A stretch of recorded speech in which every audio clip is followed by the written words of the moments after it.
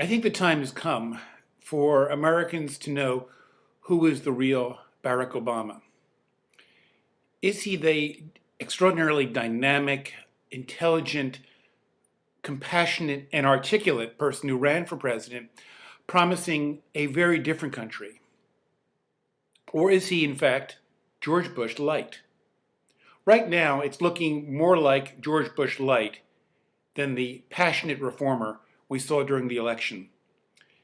The news about more money going to AIG, an additional $30 billion to an absolutely insolvent company paid for by the absolutely strapped US government and American taxpayer without any clear reason is unconscionable.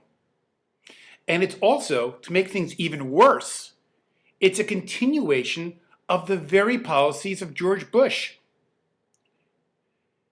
His relationship with Tim Geithner as Secretary of the Treasury adds credence to these doubts about Barack Obama. He is very cozy with the very men, and they're primarily men, who absolutely gutted and devastated this financial institution that has become a massive parasite on the already weak American economy. Taxpayers can't afford these bailouts. These companies are insolvent. We have to face reality and let them go, like any other small business person who's never bailed out by the government. Or even medium-sized, even large business people are not bailed out by the government. Secondly, maintaining 50,000 troops after the large pullout in Iraq in 2010, promised by Obama, is not ending the war. That's 50,000 soldiers. Every single one of them has equipment to kill people, to do military operations, and there will be military operations. The Air Force will be active in Iraq for an interminable amount of time to provide the stability in elections that that country currently lacks. The Navy will be active off the coast of Iraq for the same purpose.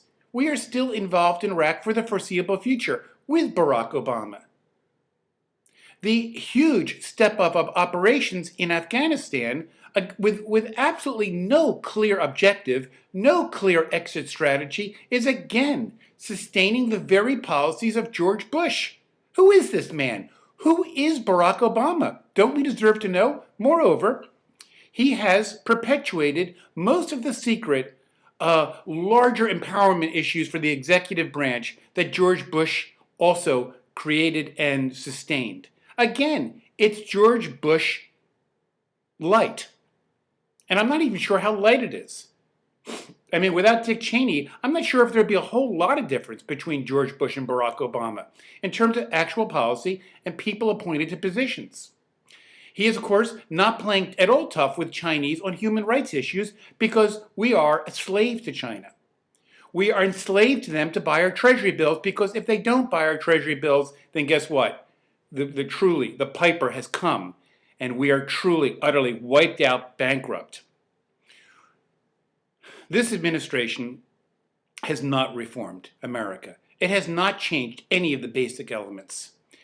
What it's doing, it's doing a little change here and there, a little change in packaging. It's time for America to wake up.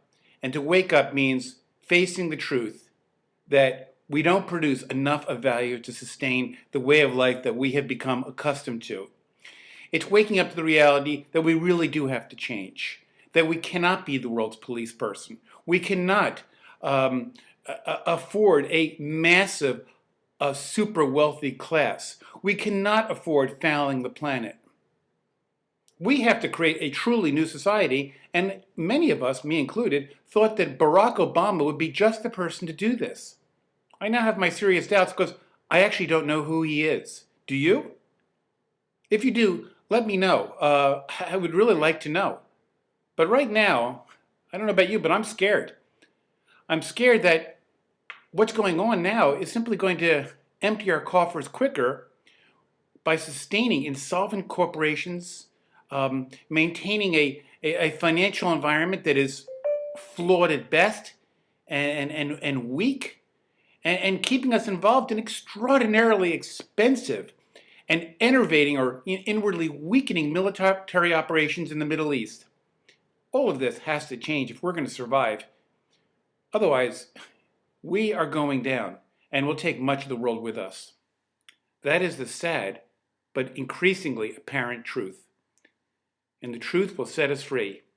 That's the message of liberation.